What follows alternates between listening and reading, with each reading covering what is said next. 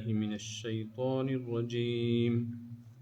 بسم الله الرحمن الرحيم. إنما جزاء الذين يحاربون الله ورسوله ويسعون في الأرض فسادا أن يقتلوا أو يصلبوا أو تقطع أيديهم وأرجلهم من خلاف أو ينفوا من الأرض ذلك لهم خزي في الدنيا ولهم في الآخرة عذاب عظيم إلا الذين تابوا من قبل أن تقدروا عليهم فاعلموا أن الله غفور رحيم. صدق الله العلي العظيم وصدق رسوله النبي الكريم.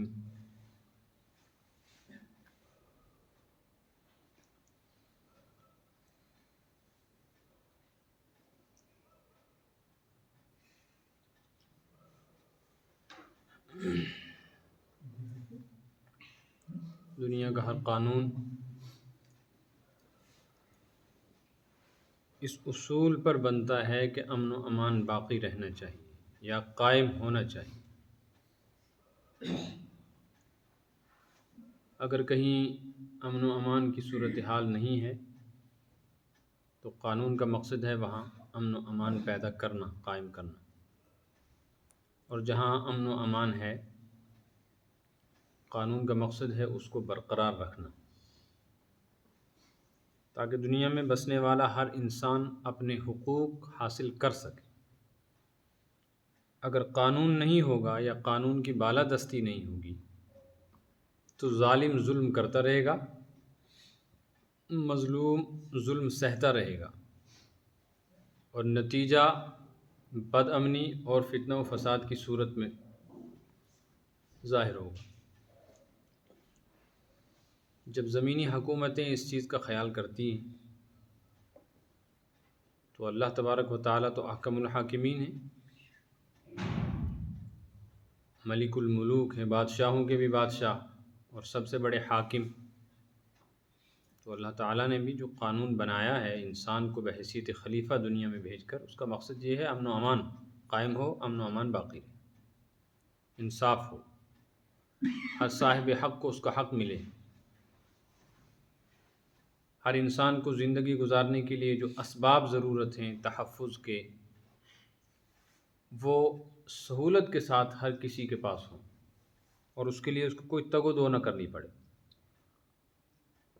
حکومت جان، مال، آبرو، اسباب السامان، گھر بار اور دین کے اعتبار سے ہر انسان کو تحفظ دے۔ اللہ تعالیٰ کا نظام بھی ایسا ہی، چونکہ انسان خلیفۃ اللہ ہے۔ اور جہاں یہ آیت آئی تھی پہلے پارے میں، اذ قال ربک للملائکۃ انی جاعل فی الارض خلیفہ، آپ لوگوں کے ذہن میں ہوگا وہاں خلافت کا اصل مقصد بتا دیا گیا تھا، معنی سمجھایا گیا تھا کہ خلیفہ ہونے کا مطلب کیا ہے، اللہ کے قوانین کو زمین پر نافذ کرنا، یہ اس کا خلاصہ ہے۔ اس لیے جہاں امن و امان خراب ہوتا ہو اور جو لوگ امن و امان کو بگاڑتے ہوں، جیسے موجودہ حکومتیں ایسے آدمی کو مجرم سمجھ کر سزا دیتی ہیں، ایسے ہی حق تعالی شانہ نے بھی دین اسلام میں اور تمام مذاہب میں اس طرح کے جرائم پر پابندی لگانے کے لیے مجرموں کو سزا کا اعلان فرمایا ہے۔ اس آیت میں اسی طرح کا ایک مضمون ہے۔ اس کو سمجھنے سے پہلے ایک بات سمجھیں۔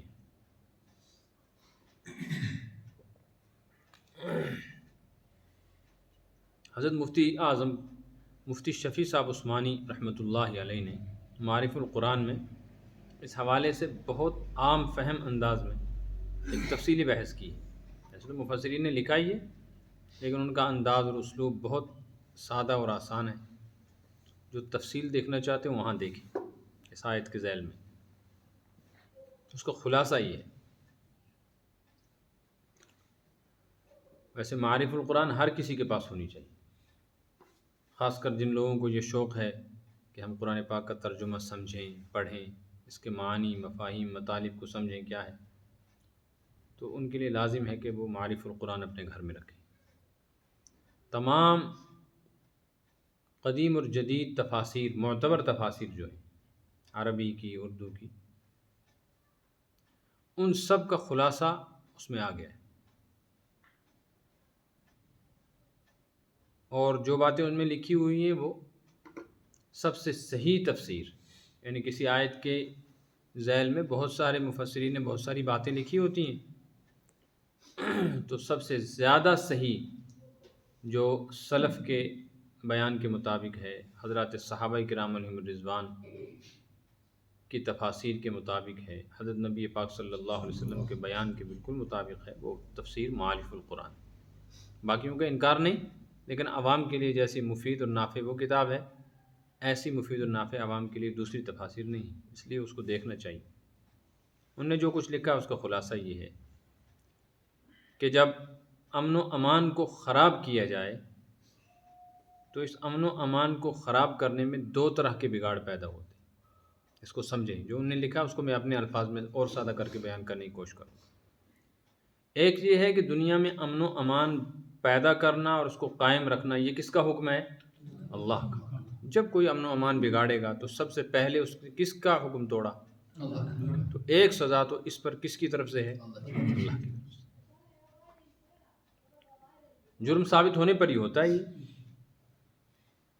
دوسرا یہ کہ جب انسان امن و امان خراب کرے گا تو انسان کسی انسان ہی کے ساتھ ظلم کرے گا، یا وہ انفرادی طور پر یا اجتماعی طور پر، جیسے ایک انسان نے دوسرے انسان کو مارا، یا ایک جماعت نے کسی دوسری جماعت اور قوم پہ حملہ کیا، ایک ملک نے دوسرے پہ کیا، ایک شخص نے کسی ایک شخص کی چوری کر لی، یا ڈاکو کے ایک جماعت نے کسی کو لوٹ لیا، یا کسی آنے جانے والے کسی قافلے کو لوٹا، یا کسی کے گھر پہ ڈکیتی ڈالی، تو انسان کو بھی اس سے نقصان ہوتا ہے۔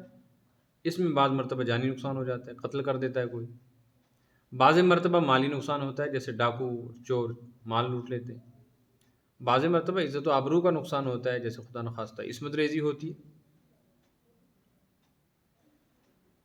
تو ایک جانب سے اللہ کا حکم ٹوٹتا ہے، اللہ کا حق ضائع ہوتا ہے، اور دوسری طرف سے انسانوں کا حق ضائع ہوتا ہے۔ اس پر شریعت نے سزا مقرر کی۔ یہ سزائیں تین طرح کی، سمجھ میں آ رہی ہے بات؟ جس جرم کے اندر اللہ کا حق غالب ہو، جس جرم میں انسانوں پر بھی زیادتی ہو رہی ہے لیکن اللہ کا حق غالب ہے، اس پر جو سزا دی جاتی ہے اس سزا کا نام ہے حد۔ کیا نام ہے؟ اسی کو کہتے ہیں حد شرعی، کہتے ہیں فلاں پہ حد جاری کی گئی۔ اور یہ 6 سزائیں ہیں۔ کتنی؟ یعنی حد 6۔ ان میں سے ایک حد ہے قتل کے بدلے میں قتل، ایک ہے زنا کے بدلے میں سنسار، ایک ہے چوری کے بدلے میں ہاتھ کاٹنا، ایک ہے مرتد ہو جانے پر مرتد کو قتل کر دینا، ایک ہے کسی پاک دامن عورت کے اوپر بدکاری کا الزام لگانا بغیر ثبوت کے، اور چھٹی سزا جو حد ہے وہ ہے ڈاکہ ڈالنا، یا کہہ دو بغاوت کرنا۔ بغاوت ایک ہوتا ہے چوری، ایک ہوتا ہے ڈاکہ، یہ دونوں الگ الگ۔ یہ 6 جرم ایسے ہیں ان پر شریعت نے جو سزا مقرر کی ہے ان کو کہتے ہیں حد۔ اور شراب پینا ڈاکہ، اور وہ ایک ہو گیا شراب پینا۔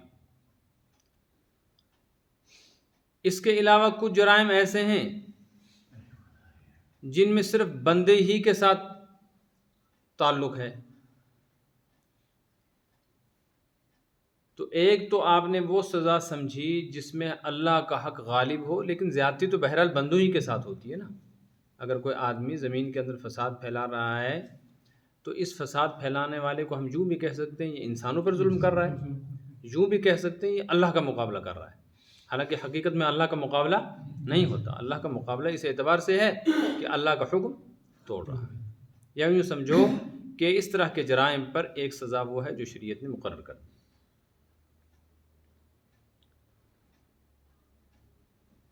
ایک سزا وہ ہے جو شریعت نے مقرر نہیں کی، بلکہ شریعت صرف اتنا چاہتی ہے اس مجرم کو سزا دی جائے۔ سزا کون دے گا؟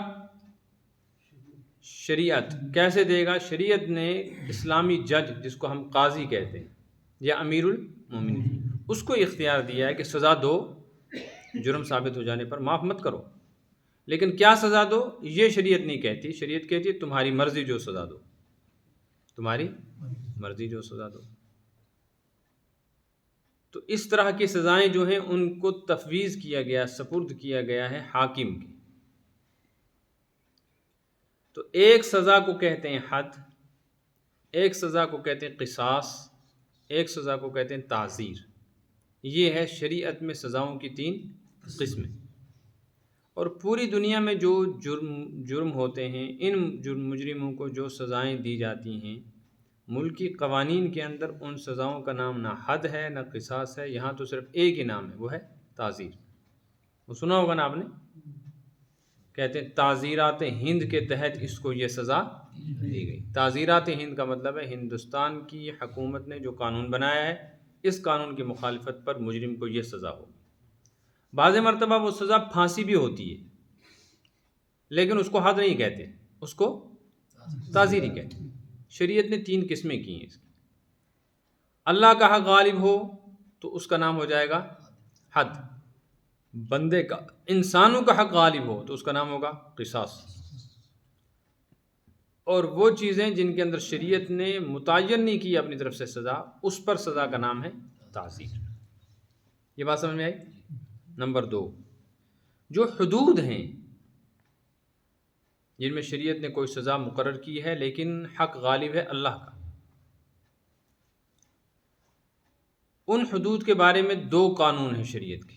ایک یہ ہے کہ وہ حد اس وقت تک جاری نہیں ہو سکے گی جب تک جرم ثابت نہ ہو، اور جرم ثابت ہو جانے کے بعد بھی ذرا سا اگر شک و شبہ ہو گیا تو حد جاری نہیں ہوگی۔ ذرا سا بھی اگر شک و شبہ پیدا ہو گیا تو سزا نہیں ہوگی، یہ حد جاری نہیں ہوگی، کچھ اور سزا دے دی۔ مثال کے طور پہ اس کو مثال سے سمجھیں، ایک آدمی ہے، اس کے متعلق 4 گواہ آ گئے کہ جی ہم نے اپنی آنکھوں سے اس کو زنا کرتے ہوئے دیکھا، تو شریعت کہتی ہے جب ثابت ہو جائے جرم تو حد لگے گی سزا۔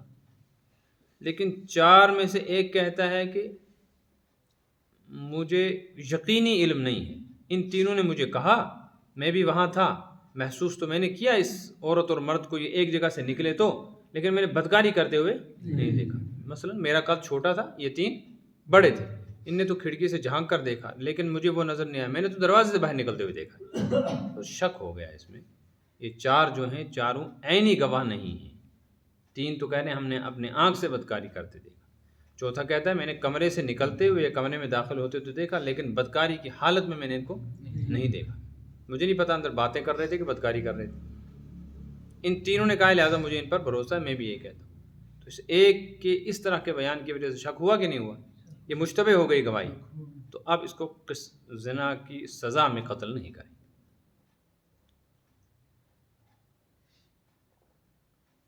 الحقوق تندری بالشبہات، حق جو ہیں، حدود جو ہیں، الحدود، حد جو ہیں وہ ذرا سے شبہ کی وجہ سے ٹل جاتی، لیکن اس کا یہ مطلب نہیں ہے کہ اس کو چھوڑ دیں گے، معاف کر دیں گے، نہیں، اس کو اب تعزیر دی جائے گی۔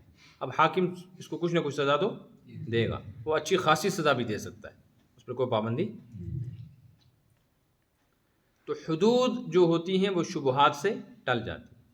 نمبر 2، حدود کے بارے میں یہ بات یاد رکھیں کہ جب جرم ثابت ہو جائے اور اس جرم پر شرعی حد نافذ ہوتی ہو تو اس طرح کی سزا پھر معاف نہیں کر سکتا کوئی بندہ، اس کو ہر حال میں نافذ کرنا ہی کرنا ہے۔ اس میں اپیل کرنا جائز نہیں، اس میں سفارش کرنا جائز نہیں، اور حاکم کے لیے، قاضی کے لیے اس طرح کے مسائل میں کسی کی سفارش قبول کرنا، سننا بھی جائز نہیں، بس وہاں تو قرآن پاک میں 18ویں پارے میں آیا لا تأخذکم بہما رأفۃ فی دین اللہ، جب کسی مجرم کو شریعت جرم ثابت ہونے پر تو وہ جھاڑو رکھیں اوپر اور قرآن پاک نیچے ہیں، وہ جھاڑو کو اٹھا کے نیچے رکھ.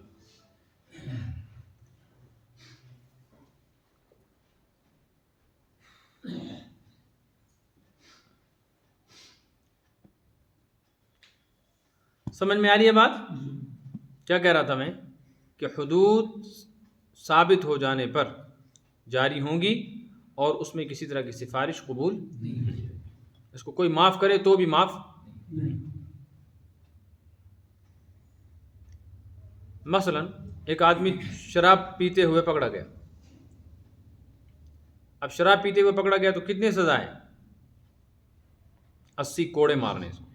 کتنے کوڑا سمجھتے ہیں؟ وہ جیسے ٹانگا چلانے والوں کے ہاتھ میں چھانٹا ہوتا تھا نا، اسی طرح کی ایک لکڑی بہت موٹی ہوتی ہے، اس کے آگے چھانٹے کی جگہ چمڑی کی تار ہوتی ہے، تو مجرم کو الٹا لٹایا جاتا ہے منہ کے بل اور قمیض اس کی ہٹا کر پھر اوپر سے پوری قوت و طاقت سے 80 چھانٹے یہاں مارنے. مر گیا تو مر گیا، بچ گیا تو بچ گیا. جب جرم ثابت ہو گیا، اس نے خود اقرار کر لیا میں نے شراب پی ہے، یا کسی 2 گواہوں نے آ کر اس کے بارے میں گواہی دے دی، تو ایسی صورت میں اب حاکم کو یہ اجازت نہیں ہے کہ وہ اس کو معاف کر دے یا کسی کی سفارش پر اس کو چھوڑ دیا جائے. اس کو تو ہر حال میں سزا لگے گی. سمجھ بات؟ قصاص کا معاملہ یہ ہے کہ قصاص میں جو سزا ملتی ہے اس میں چونکہ بندے کا حق غالب ہوتا ہے. شراب جو ہے نا یہ ہے حق اللہ، شراب کا پینا حق اللہ کے حق کو توڑنا، اس کی سزا کو کہتے ہیں حد. اور جیسے یہ ہے قتل ہے، قتل میں اللہ کا حکم بھی ٹوٹتا ہے مگر زیادتی کس کے ساتھ ہو رہی ہے؟ تو غالب بندے کی زیادتی ہے. اس پر جو سزا دی جاتی ہے اس کو کہتے ہیں قصاص. قصاص کا مسئلہ یہ ہے کہ قصاص میں اگر مطالبہ کرنے والے لوگ جن کی طرف سے اس کو قتل بدلے میں قتل کرنے کا مطالبہ ہے وہ لوگ جو ہے معاف کر دیں، ان میں سے ایک بھی معاف کر دے معاف ہو جائے گا، اب سزا نہیں ہوگی. قصاص میں اور حد میں یہ فرق ہے.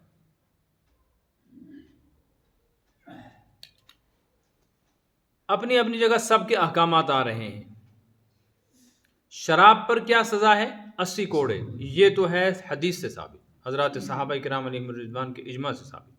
اور باقی جو سزائیں ہیں چاہے وہ قصاص ہو یا حد ہو وہ کس سے ثابت ہیں؟ قرآن سے.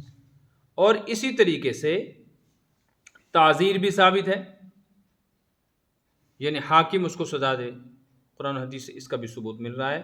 حضرات صحابہ کے زمانے میں تعزیرات بھی دی گئیں، یعنی وہ جرم جو بعض مرتبہ دیکھنے میں بہت سخت ہوتے ہیں لیکن ان پر شریعت نے کوئی سزا مقرر نہیں کی ہے. اب جرم ثابت ہو جانے پر کیا سزا دیں؟ حاکم کو اختیار ہے سزا دے. مثال کے طور پر ایک لڑکا ایک لڑکی کو لے کے بھاگ گیا، زنا کرتے ہوئے نہیں دیکھا کسی نے، بدکاری کرتے ہوئے، لیکن لے کے بھاگ گیا. 2 دن 3 دن بعد واپس آئے. ظاہر ہے بدکاری تو ان نے کرنی تھی لیکن عین بدکاری کے ثبوت موجود نہیں ہیں، تو کیا سزا دیں گے؟ قرآن و حدیث میں اس کا ذکر نہیں. اب حاکم کو اختیار، حاکم کو وہ صورتحال کا اندازہ لگا کر جو سخت سے سخت سزا دینا چاہے دے سکتا ہے. اسی طریقے سے بہت سارے جرائم ایسے ہوتے ہیں جن میں بعض مرتبہ سزا دینی پڑتی ہے.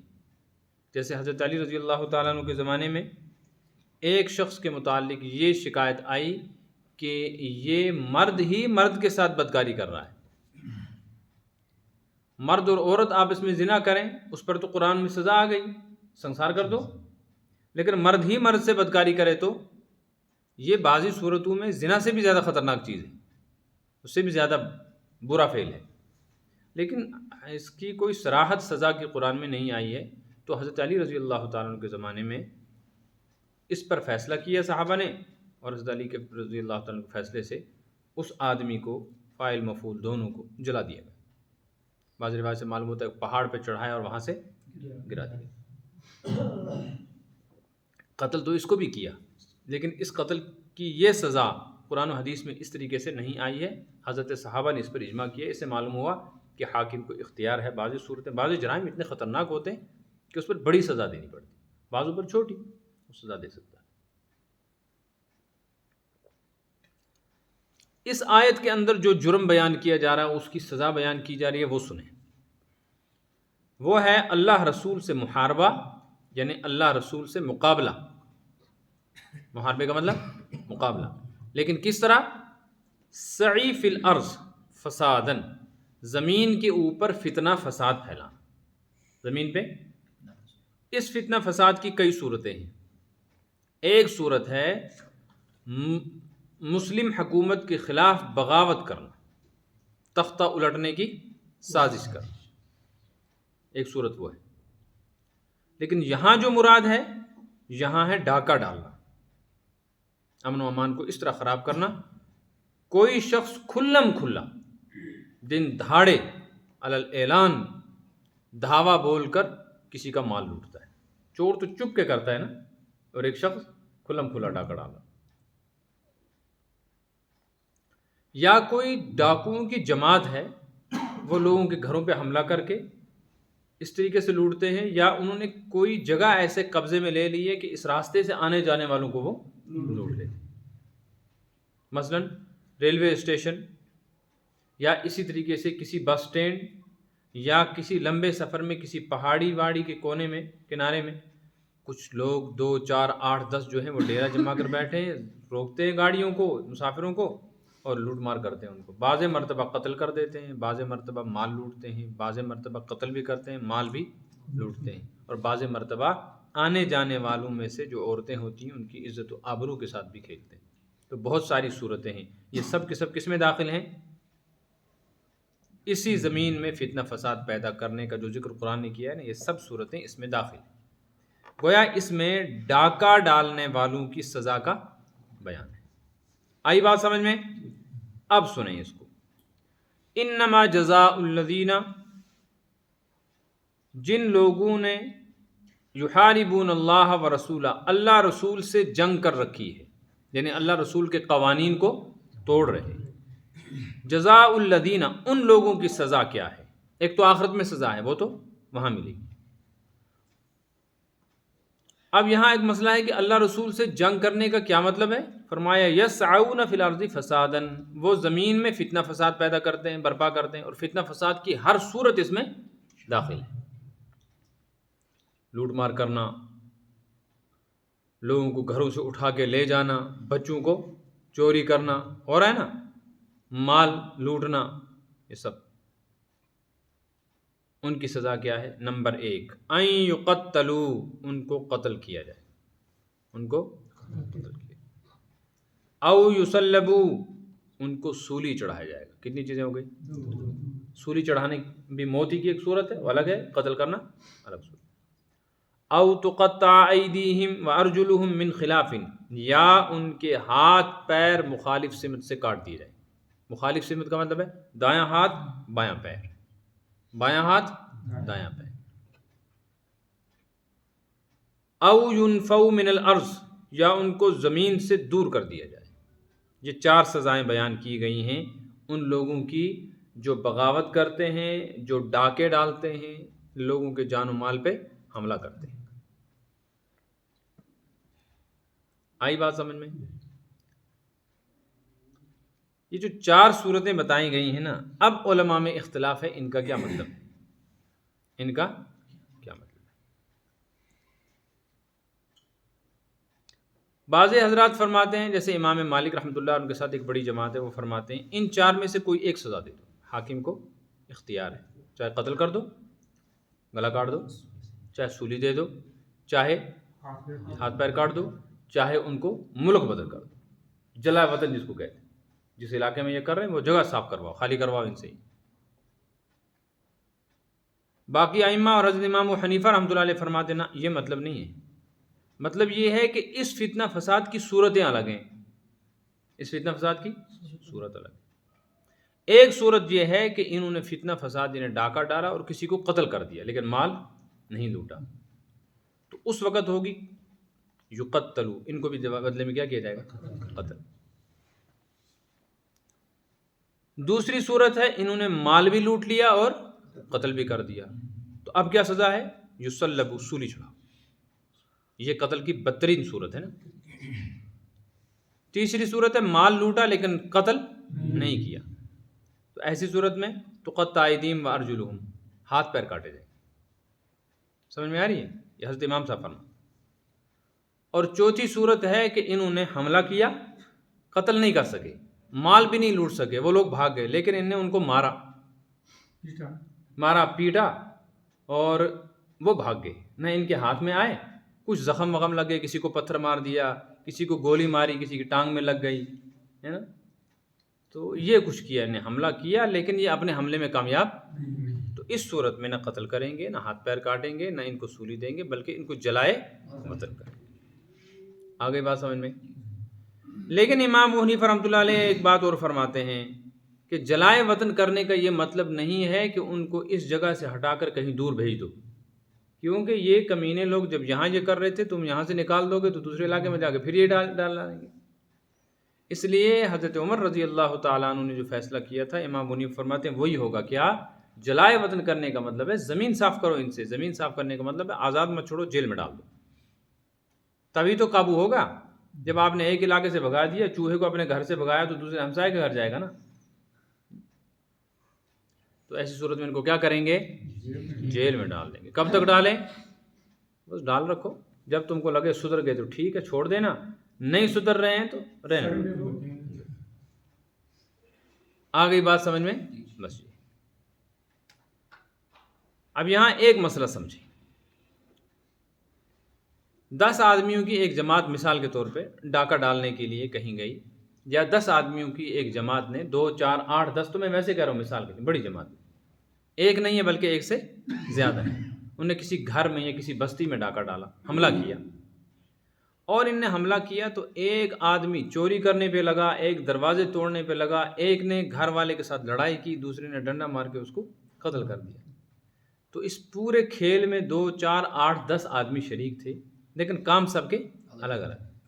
ایک نے قتل کر دیا ہے اور باقیوں نے دروازے توڑے، کسی نے مارا۔ تو قتل کرنے والا ایک ہے، ڈاکہ ڈالنے والا دوسرا ہے، سزا کیا ہوگی؟ کس کو قتل کیا جائے گا؟ اور ماتے قتل سب کو کیا جائے گا، قتل سب کو کیا جائے گا۔ ایک کو قتل کر کے باقیوں کو نہیں چھوڑیں گے کہ جی ان 10 میں سے اس نے تو قتل کیا تھا، باقیوں نے تو صرف چوری کی تھی، ان کے ہاتھ پیر کاٹو، اور 2 نے تو صرف پتھر مارے تھے، ان کو جیل میں ڈال دو، وہ نہیں ہوگا۔ اس پوری ٹیم میں، جس گروہ میں جتنے لوگ شامل ہیں، قتل ان میں سے چاہے ایک نے کیا ہے، سزا میں سب کو قتل کیا جائے گا۔ اور اگر انہوں نے قتل بھی کیا اور لوٹا بھی، تو کچھ نے تو قتل کیا ہوگا، کچھ نے مال لوٹا ہوگا، تو سولی سب کو چڑھایا جائے گا۔ اور اگر انہوں نے صرف مال لوٹا ہے تو لوٹنے والا تو ایک ہے، 2 4 تو پہرے داری پہ کھڑے تھے باہر، ہے نا، 2 تو گاڑیاں چلانے والے تھے، تو ایسی صورت میں ہاتھ پیر سب کے کاٹے جائیں گے۔ بات سمجھ میں آ رہی ہے؟ اور جہاں جیل کا مسئلہ ہے وہاں تو بہرحال پورے گروہ کو جتنے بھی آدمی پکڑے جائیں گے، اس میں جو ثابت ہونے کو جیل میں ڈالا جائے گا۔ یہاں صرف ایک سوال ہے، وہ یہ ہے کہ عام حالات میں جب کوئی آدمی کسی کو قتل کرتا ہے تو جو اصل قاتل ہے اس کو کیا ملے گی؟ تو یہاں اصل قاتل کے ساتھ پوری جماعت کو کیوں سزا مل رہی ہے نا؟ بعض مرتبہ تو اس میں کوئی آدمی شریک بھی نہیں ہوتا، وہ شریک بھی، گرو جی تو اپنی کرسی پر بیٹھے ہوئے، انہیں آگے لگائے ہوتے چیلے تم کام کرو، خود وہ یہاں بیٹھے، لیکن کمانڈ کس کے ہاتھ میں؟ باقی اس کو تو بیچارے کو، نہ تو اس نے کسی پر حملہ کیا، نہ چوری، وہ تو صرف بعد میں وصول کرتا ہے، تو عملاً تو وہ اس میں شریک نہیں ہے، اس کو بھی یہ سزا کیوں؟ اس کی وجہ یہ ہے کہ ایک شخص ایک کو قتل کرتا ہے تو وہاں اس کا ہدف بھی ایک انسان ہے اور عمل کرنے والا بھی تنہا ہے۔ یہاں چونکہ پوری جماعت اس میں شامل ہے، اور یہ جب حملہ کرتے ہیں تو یہ پوری کسی جماعت پر یا کسی گھر پر یا قافلے پر حملہ کرتے ہیں ڈاکو، اس لیے اگر ان میں سے ایک کو سزا دی جائے گی، باقیوں کو چھوڑ دیا جائے گا، تو لوگ جری ہو جائیں گے، وہ کہیں گے چلو ہم ایسا کرتے ہیں، ہم تو صرف ڈاکہ ڈالنے میں شریک رہیں گے، لیکن ہم قتل کرنے میں ان کا ساتھ نہیں دیں گے، ہم باہر رہیں گے، پہرے داری کریں گے، تو پہرے دار تو بچے رہیں گے، وہی آہستہ بڑے بڑے ڈاکو بنیں گے۔ بات سمجھ میں آ رہی ہے؟ شریعت کا مقصد چونکہ حدود سے اور قصاص سے، تعزیرات سے یہ ہے کہ جرائم ختم ہو اس لیے یہ سزا دی جائے گی سب کو، تاکہ جرم کرنے والے عبرت حاصل کریں اور اس طرح کی حرکتوں سے باز آ جائیں اور امن و امان قائم۔ ذالک لہم خزی فی الدنیا، یہ تو ہوئی دنیا میں ان مجرموں کی ایک ذلت آمیز سزا۔ وَلَهُمْ فِي الْآخِرَةِ عَذَابٌ عَظِيمٌ، اور آخرت میں تو ہے ہی بہت بڑا عذاب۔ اس سے ایک بات اور بھی معلوم ہو گئی کہ جو جرائم اس طرح کے ہوتے ہیں جن پہ شریعت نے حد جاری کی ہے، ان حدود کے جاری ہو جانے کے بعد بھی آخرت کی سزا ملے گی، کیونکہ دنیا میں بھی سزا ملی اور آخرت میں بھی ملی۔ دنیا کی سزا کی وجہ سے آخرت کی سزا معاف نہیں ہوگی۔ ہاں البتہ اگر یہ آدمی توبہ بھی کر لے، اللہ سے معافی بھی مانگ لے، تو توبہ کی وجہ سے آخرت کی سزا معاف ہو جائے گی، لیکن دنیا کی سزا تو بہرحال اس کو ملے گی۔ سمجھ میں آ رہی ہے نا بات؟ یہیں یہ بات بھی سمجھ لینی چاہیے کہ ان میں سے جو چیزیں ایسی ہیں، جو جرائم ایسے ہیں جن کا تعلق اللہ کے ساتھ ایسا ہے کہ اللہ کا حق اس میں غالب ہے، تو اس میں معافی نہیں ہو سکتی، اور جس میں مخلوق کا حق غالب ہے اس میں معافی ہو جائے گی۔ یہ جو مسئلہ ہے اس کے بارے میں ایک استثناء ہے آگے۔ دوسری ایک بات اور بھی ذہن میں رکھنی چاہیے کہ جو جرائم ایسے ہیں جن کے اوپر شریعت نے حد مقرر کی ہے، جب وہ جرائم ثابت ہو جائیں اور وہ بندہ توبہ کر لے، مجرم توبہ کر لے، تو بھی اس کو وہ سزا ملے گی۔ مثلا زنا ثابت ہو گیا، قتل ثابت، اب یہ کہتا ہے یا اللہ میری توبہ، مجمع عام میں بھی کہتا ہے میں معافی مانگتا ہوں اللہ سے بھی، آپ لوگوں سے بھی مجھ کو معاف کر دو، تو سچی توبہ بھی کر لے، تب بھی جرم ثابت ہو جانے پر اس کی توبہ تو اللہ کے ہاں قبول ہو جائے گی، لیکن اس کی جو دنیاوی حد ہے، سزا ہے، وہ معاف نہیں ہوگی۔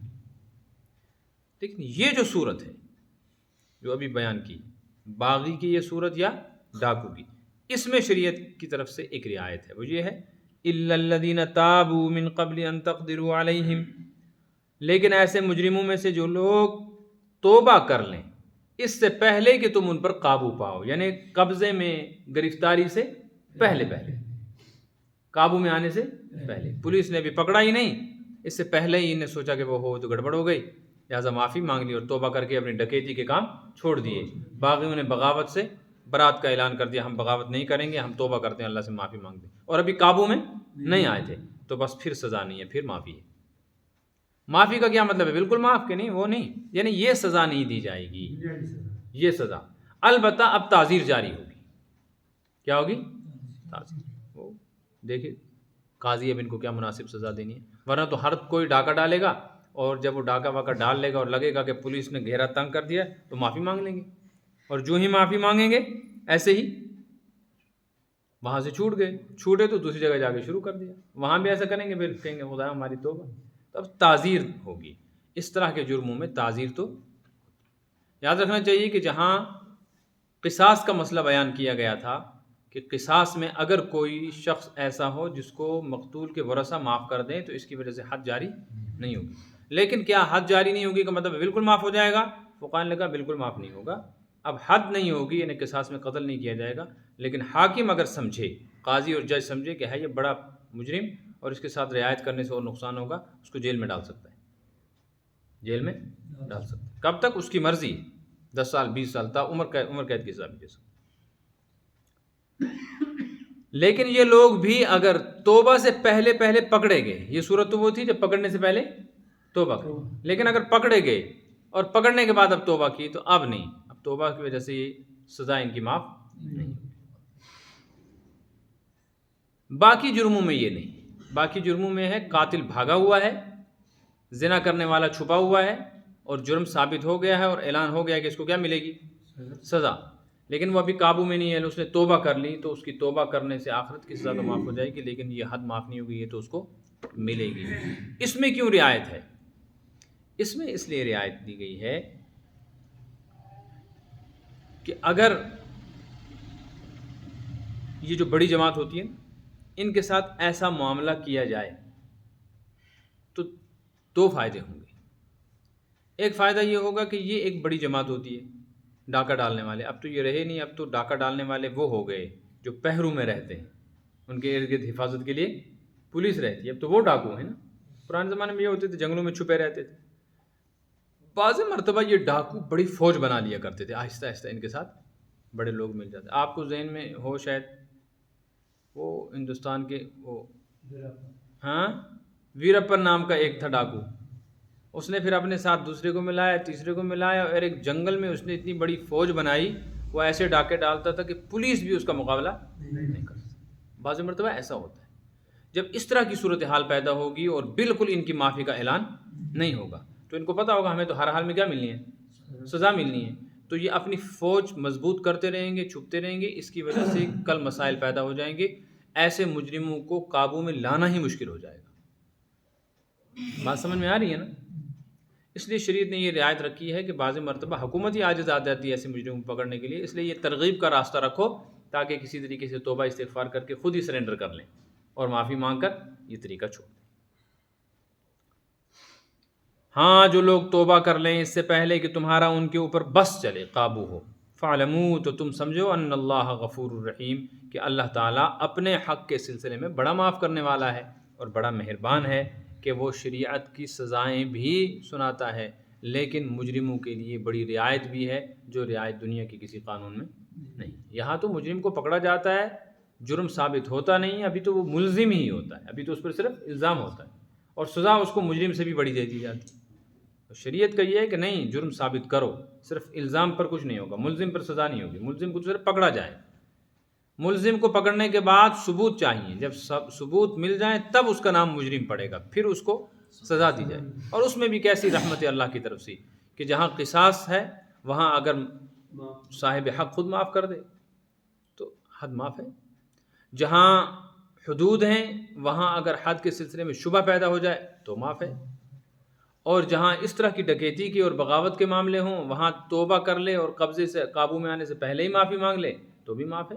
البتہ باقی چیزیں جاری ہوں گی، چونکہ اس میں جن کا حق لیا ہے اس نے وہ معاف نہیں ہوگا، جن کے مال چوری ووری کیے ہیں وہ تو واپس دیے جائیں گے. یا اسی طریقے سے جس کو مارا وارا ہے، کسی کو زخمی کیا ہے، کسی کے ہاتھ پیر توڑے ہیں، تو ان سے تو معافی مانگنی پڑے گی، اور اگر معافی نہیں مانگی ان سے تو پھر تعزیر جاری ہو جائے گی ان کے اوپر، یعنی حاکم پھر کوئی مناسب سزا دے دے گا. انما جزاء الذین یحاربون اللہ ورسولہ، جن لوگوں نے اللہ رسول سے جنگ کر رکھی ہے ان کی سزا. کون ہیں وہ لوگ؟ یسعون فی الارض فسادا، جو زمین میں فتنہ فساد برپا کرتے ہیں. ان کی سزا یا یقتلوا کہ ان کو قتل کیا جائے، او یصلبوا، او کا مطلب ہے یا، او کا مطلب، اس سے امام مالک فرماتے ہیں یا یہ سزا یا یہ سزا یا یہ، سمجھ آ گئی نا. اور امام ابو حنیفہ فرماتے ہیں یہ اختیار، تخییری نہیں ہے، یعنی اختیار نہیں ہے بلکہ یہ ترتیب ہے کہ صورتحال جیسی ہوگی ایسے قتل کیا جائے گا اگر اس نے کیا ہو قتل. او یصلبوا، یا سولی چڑھایا جائے گا جب کہ اس نے قتل بھی کر دیا اور مال بھی لوٹ لیا. او تقطع ایدیہم وارجلہم من خلاف، یا اس کے ہاتھ پیر مخالف سمت سے کاٹے جائیں گے. ایدیہم ان کے، وارجلہم ان کے، ایدی ہی نہیں، یدئی ہی نہیں، ایدیہم، اس پوری جماعت کے ساتھ یہ ہوگا، شریک سب ہے نا اس میں، جرم میں سب کو حصہ. او ینفوا من الارض، یا ان کو ملک بدر کیا جائے گا، جلائے وطن، اور جلائے وطن سے مراد ہے آج جیل. آج تو اس طرح کے مجرموں کا اور چھوڑو گے ایک جگہ سے دوسری جگہ چلے جائیں گے، ملک بدر ہو گئے، جیسے نواز شریف ملک بدر ہو گیا اتنی لوٹ مار کر کے، ہے نا، وہ بھی ملک بدر ہی ہے نا. تو وہاں بیٹھ کے وہ کیسا غدر مچا رہا ہے، ایسوں کو تو فوراً سولی چڑھا دیں. ذالک لہم خزی فی الدنیا، یہ سزا ہے ان کی دنیا، ولہم فی الآخرۃ عذاب عظیم، اور آخرت میں ان کے لیے بڑی سزا ہے. لیکن اگر یہ مجرم توبہ کر لینا یہ سب کے سب تو آخرت کی سزا معاف ہو جائے گی. توبہ نہیں کی تو آخرت کی سزا اس وجہ سے ہوگی کہ جرم کرنے کے بعد انہیں توبہ نہیں کی ہے. پھر دنیا کی سزا کا کیا فائدہ ہوا کہ دنیا کی سزا اس لیے ہوگی تاکہ باقی لوگ اس طرح کے جرم سے باز رہیں. الا الذین تابوا من قبل ان تقدروا علیہم، ہاں جو لوگ توبہ کر لیں تمہارے قابو اور بس چلنے سے پہلے پہلے. فاعلموا، تو جان لو، ان اللہ غفور الرحیم، اللہ بڑے معاف کرنے والے اور رحم کرنے والے ہیں، یعنی اپنے حقوق معاف کر دے. بینک میں نوکری کرنا کیسا ہے؟ بینک میں نوکری کرنا جائز نہیں ہے. کیا جنازے کے بعد میت کا چہرہ دیکھ سکتے ہیں؟ جی دیکھ سکتے ہیں، جس نے نہ دیکھا ہو تو دیکھ سکتے ہیں جنازے. صدق اللہ العلی. بسم اللہ.